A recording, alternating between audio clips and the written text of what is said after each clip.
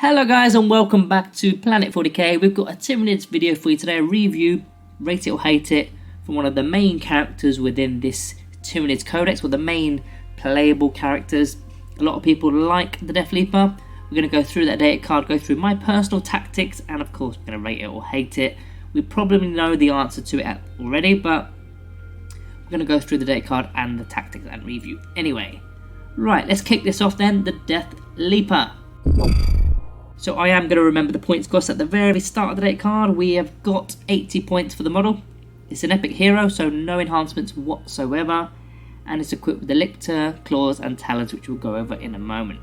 Keywords of note, we've got infantry, character, epic hero, great devourer, vanguard invader, which will apply to the vanguard invader or vanguard onslaught detachment, and Deathleaper. So it's an infantry, which is quite interesting because it's quite a large model. So the fact that it can be treated like an infantry, so go through ruins and take cover and things like that in the way that infantry would, that's kind of cool. Now, as for the statistics for the Deathleaper, well, first of all, the base. It's a 60mm base, and it's got a movement of 8 inches. Its toughness is 6, which is decent for an infantry model. 3+ armor with a 4+ invulnerable save, also very decent. 7 wounds, lovely. I mean, what's that per wound? If it's 80 wounds. Let's get the phone out. Let's check the calculator. Your trusty calculator. 80 divided by 7. 11.42 and so on. So it's about 11 and a bit points per wound for a toughness 6 model. That's not bad, you know. Leadership 7+, and OC is only 1. Not great on the OC front, but it's 1 infantry at the end of the day. It's not meant to have OC 5 or anything like that. The Deathleaper's got a load of different tricks. We've already mentioned most of them, but the lictor, claws and talons are also a pretty good trick in themselves because they've got precision, which that's on all the attacks. You don't need to roll a 6 to get the precision. It's just all the attacks have precision. So any characters that are hidden within bodyguard units, maybe it's a Space Marine Captain, maybe it's a Necron Overlord, a Technomancer and so on, you can just put all the attacks on that leader. Great. So we've got 6 attacks, and you're hitting on 2s. So you're likely going to drop 1 there. One of those will be a 1 on average, so 5 hits really. Strength 7 against characters that are within those kind of bodyguard units, attached units. They're likely going to be toughness 4, toughness 5, toughness 6. Sometimes toughness 7, very rarely more than that. But the chances are you're going to be wounded on 3s. That's why they put it at strength 7, because you're wounded on 3s. -2 AP is very nice. It puts them, well, it depends on their save really, but I mean, if they've got an invulnerable save, it'll put them on the 4+, 5+ invulnerable saves. If they've got no invulnerable save, it could put them to a 5+ armor save. Maybe it removes the armor save. It all depends on the faction character that you're going up against, but a lot of the characters do have invulnerable saves. And then damage 2. Damage 2 is nice. Very nice. Every single one that goes through, slap 2 damage on them. So yeah, it kind of goes hand in hand with the Feeder Tendrils ability because you get CP for destroying characters. So if this Deathleaper does get to destroy a character, 1 CP, nice. Maybe you can use some stratagems to actually kill the characters, which will kind of pay for itself because you're going to get that CP back. We'll talk about that when we talk about the tactics. In fact, we're going to move into the tactics now. We may as well. Now I'm going to go into the abilities first this time, I think, because the abilities are they're defensive and aggressive at the same time, so it's worth mentioning them now. So core abilities first, it's got fight first, which is great because it means if you get charged, if you were charged, if you do charge, whatever the charge thing is, you are going to be fighting first. That's the rule.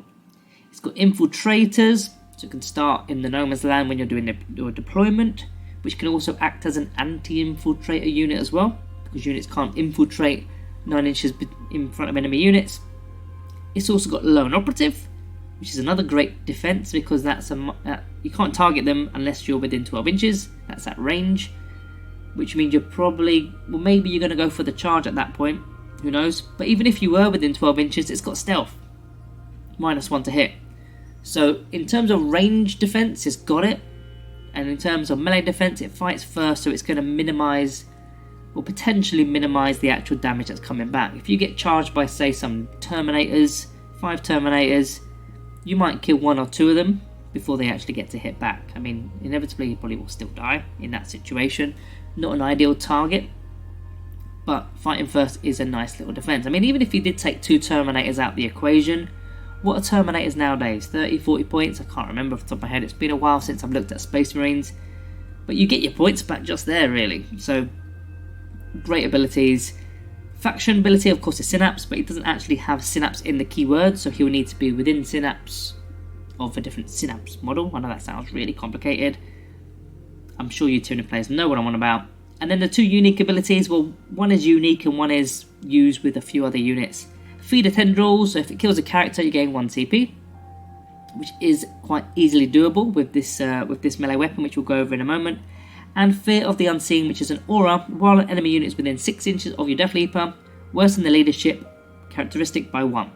In addition, in the battle shock step of your opponent's command phase, if such an enemy unit is below starting strength, it must take a battle shock test. So normally it's below half strength, but this is just below starting strength. So if it's a 10-man intercessor unit and they've lost 1 single model, well, they're below half, but they're below starting strength because they started at 10, they're now at 9. So if you're within 6 inches of them intercessors, they're still taking battle shock tests, which is kind of cool. So first of all, let's talk about the detachment that I would preferably use.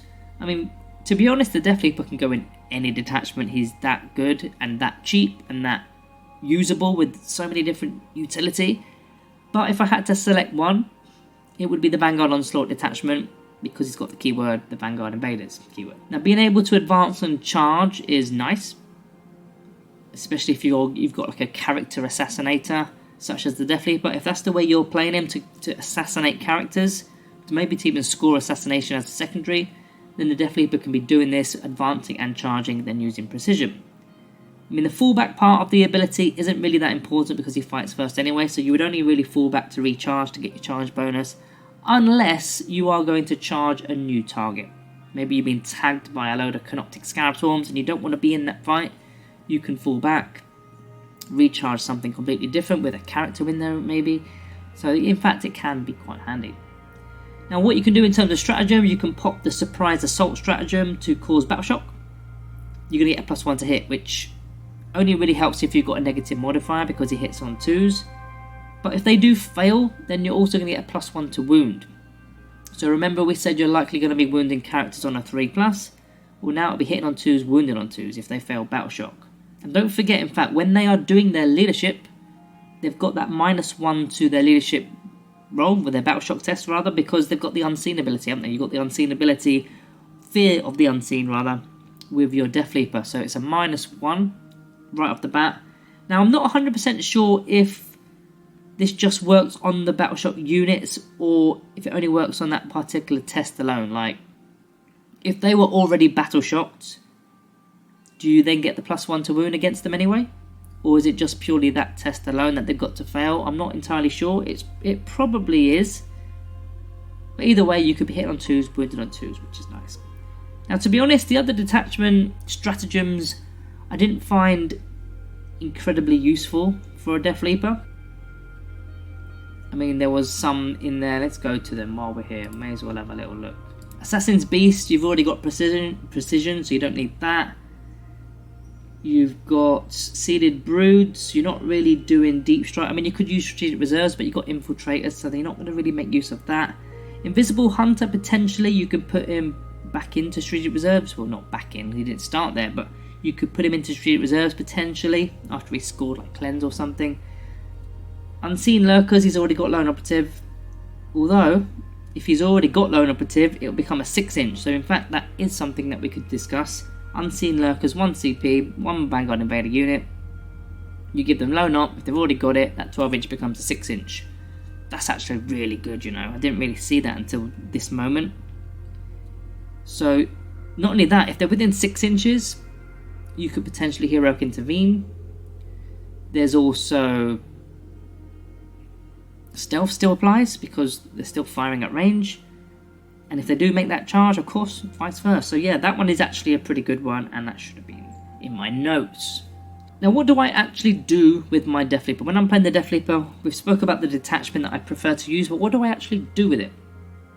I mean, first of all, you got to make full use of terrain. It's an infantry model. That's fantastic. I know it's massive, but it's an infantry model. I probably should be a monster, really. Then again, it's only got 7 wounds and toughness 6. So it's a little bit on the fence there, isn't it? But what you want to be doing is infiltrating in cover, because if your opponent goes first, you will at least get some sort of cover save if they are within 12 inches or 6 inches, or, you know, depending on if you use the stratagem or not, if you're using that detachment, that is. You don't want to get him fired at, but if you do go first, then even better, because you can do your movement, which is 8 inches. You can then advance d6, because it's advanced on charge, isn't it? That's already an average of 11 or 12 inches. And then that's before the charge moves actually happen. You've got a 12 inch, up to 12 inch of charging. So you're likely going to get into the target you want to. But that's if you go first. If you do go second, you've got to rely on all those defensive abilities and the 4+ invulnerable save, the 7 wounds, the toughness 6 as well. So it's not too bad really. Now, if you were to be charging a character unit, I mean, first of all, you've got to find a character unit that isn't screened off. You don't want to be jumping into the screening unit with a Deathleaper. Let your little bugs do stuff like that. Maybe your Horsevex can do something like that. Maybe your Zone Throats with the blast weapons can do something like that. But with your precision Lictor talons and claws, you want to be getting straight into the characters. Now, if you're going to play this completely differently, like if you're going to use him more of a secondary scoring unit, he can be doing that quite easily. I mean, he can be doing Glens, you can be doing deployed teleport homers. I mean, you just got to look for a gap to be able to do those kind of things behind enemy lines. Is another one. I think there are better options potentially in the Tyranids Codex that we're going to talk about in the comparison section of this video. But if you wanted him to do that kind of stuff, then yeah, you've got that option as well. I mean, what I like to do is I like to just find a little small infantry unit, 2 wound models, and just jump into them and start tearing them up. Doesn't have to have a character in there. I'm not as fussed about it, but tear them up. The ones that are on an objective in particular, so it could be, again, intercessors. Tear them up and then let your opponent have to come to you because they've got to get within 12 inches with blown up.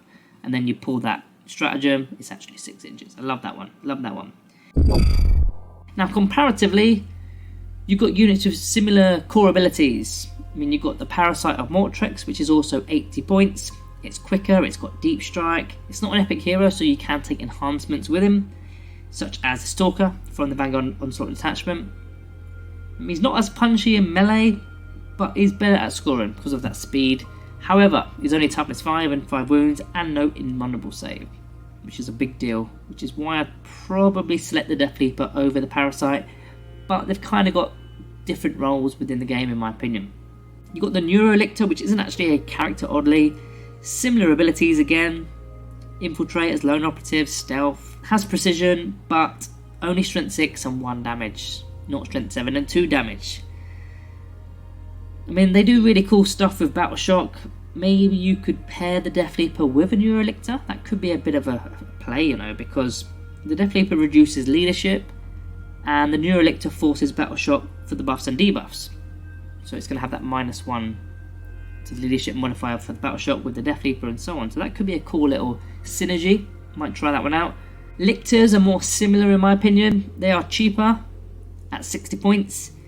Similar abilities. They can heroically intervene for free as well. They're 1 less wound, 6 wounds, and 1 less toughness as well. So toughness 5 and no invuln save again. So I think I'd rather pay the 20 points to upgrade to a Deathleaper. I know you can only have 1 Deathleaper of course because it's an epic hero. The extra toughness, extra wound, and invuln save is worth 20 points in my opinion. Then finally, a little small mention for the Von Ryan's Leapers. 3 for 75 points. Also infiltrators with fights first and stealth. No lone operative, of course, because it's not a character, it's a 3-man team. So I'd still probably prefer the Deathleaper. So let's get on to the part of the video where we got to rate or hate the Deathleaper. I think this one's a pretty clear one, to be honest with you. It's pretty obvious, it's pretty done already. I'm going to be rating it. Of course I'm going to be rating it. It's one of the best characters within this codex. So yeah, let me know down in the comments below if you disagree, and if you agree, just give me a thumbs up just to say that you definitely rate the Deathleaper.